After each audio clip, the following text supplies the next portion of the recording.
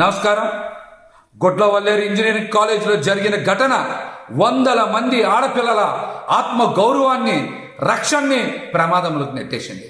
ఈ ఘటన మీద కూటమి ప్రభుత్వం సిగ్గుతో తలదించుకోకపోగా ఇంకా అక్కడ ఏమి జరగలేదని జిల్లా ఎస్పీ గారితో ప్రకటన చేయిస్తూ ఉన్నారంటే ఆడపిల్లల ఆత్మ గౌరవం అంటే మీకు లెక్కలేదని, ఆడపిల్లల రక్షణ మీద మీకు బాధ్యత లేదని మీ యొక్క బాధ్యత రాహిత్యమైనటువంటి ప్రకటన చాలా స్పష్టంగా తెలియజేస్తూ ఉంది.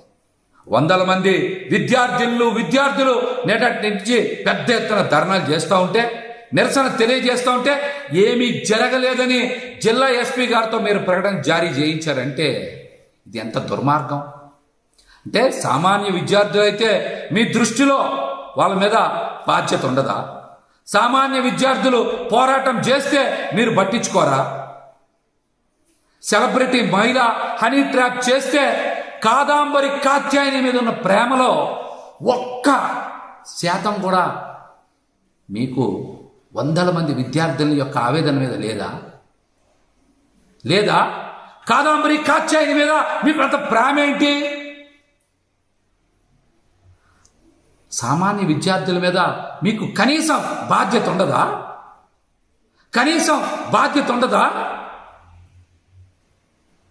అన్యాయం ఎవరికి జరిగినా ఒకేలా స్పందించాలి. కాత్యాయని గారికి అన్యాయం జరిగితే విచారణ చేయండి. కానీ వందల మంది విద్యార్థులకు అన్యాయం జరిగితే స్పందించే తీరిదా? మంత్రి నారా లోకేష్ గారికి ట్విట్టర్ వేదికగా వారి ఆవేదనని నిన్న రాత్రి తెలియజేస్తే ఈరోజు ఉదయం వరకు స్పందించడానికి, వారికి న్యాయం చేయడానికి నారా లోకేష్ గారికి తీరిక లేదా? విచారణ జరిపిస్తామంటున్నారు. అక్కడ వందల వీడియోలు ఇబ్బంది పడేలాగా తీశారని, అవి ఎక్కడికి బహిర్గతం కాకూడదని విద్యార్థులు పెద్ద ఎత్తున వాపోతుంటే విచారణ చేస్తామంటున్నారేంటి? ఇది మీకు అంత అర్జెంట్ అనిపిస్తలేదా? ఈ ఘటన మీకు అంత ప్రాముఖ్యం అనిపించట్లేదా? కాదాంబరి కాత్యాయని ఘటనే మీకు అంత ఇంపార్టెంటా?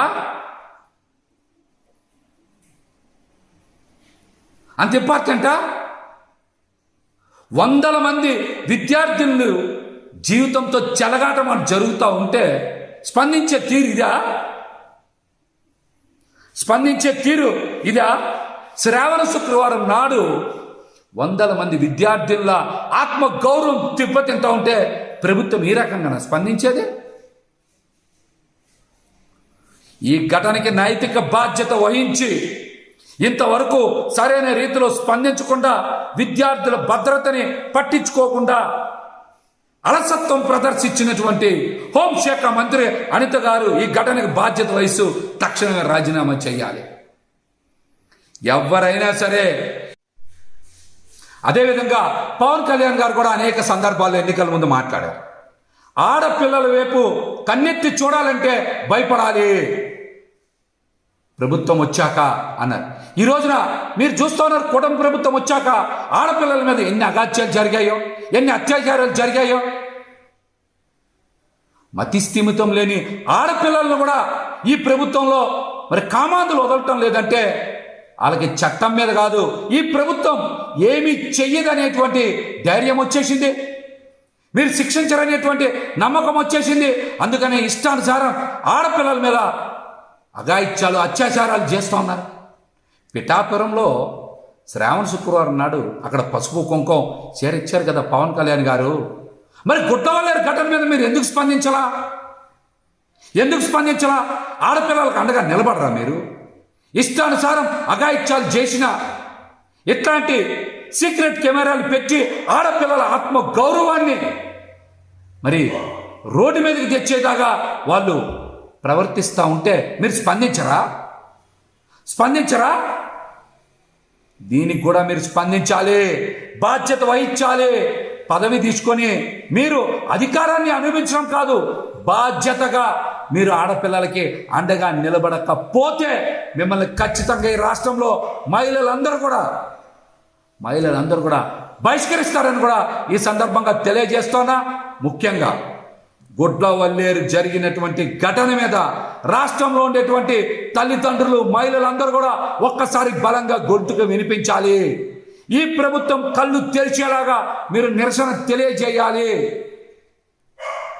లేకపోతే ఈ ప్రభుత్వంలో మహిళల మీద, విద్యార్థుల మీద, అదేవిధంగా యువతల మీద అఘాయిత్యాలు పెరిగిపోతాయని కూడా ఈ సందర్భంగా తెలియజేస్తూ ఉన్నా. అదేవిధంగా జగన్మోహన్ రెడ్డి గారు కూడా మరి మహిళల రక్షణ కోసం దిశ చట్టం తెచ్చారు. దిశ పోలీస్ స్టేషన్ని ఏర్పాటు చేశారు. మీరేం చేశారు? మహిళల భద్రతని, ఆడపిల్లల భద్రతని గాలికి వదిలేసి జగన్మోహన్ రెడ్డి గారు తీసుకొచ్చినటువంటి దిశ పోలీస్ స్టేషన్ల పేరు మార్చి మహిళా పోలీస్ స్టేషన్లని పెడతా ఉన్నారు. ఇంతకన్నా మీరు చేసేది ఏమైనా ఉందా? ఏమన్నా ఉందా? పేరు మారిస్తే మీకు పేరు వస్తుంది అనుకుంటే అది పొరపాటు అవుతుంది.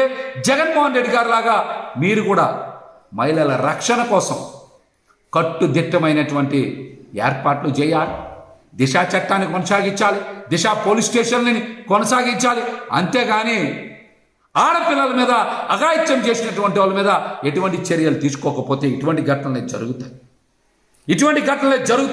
కూటమి ప్రభుత్వం వచ్చాక ఇష్టానుసారం మహిళల మీద రెచ్చిపోతా ఉన్నారు, అఘాయిత్యాలు చేస్తూ ఉన్నారంటే ఈ ప్రభుత్వం యొక్క అలసత్వాన్ని రాష్ట్ర వ్యాప్తంగా ఉన్నటువంటి మహిళలు, తల్లిదండ్రులు అందరూ కూడా అర్థం చేసుకోవాలని కూడా ఈ సందర్భంగా నేనైతే విజ్ఞప్తి చేస్తా ఉన్నాను.